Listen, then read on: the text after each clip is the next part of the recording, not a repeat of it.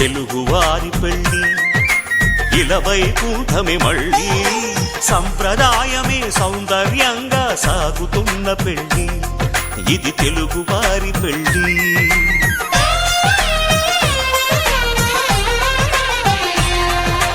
తెలుగువారి పెళ్ళి ఇలవైకుంఠమే మళ్ళీ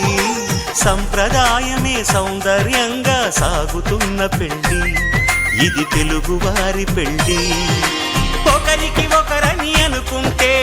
అదే నిశ్చితార్థం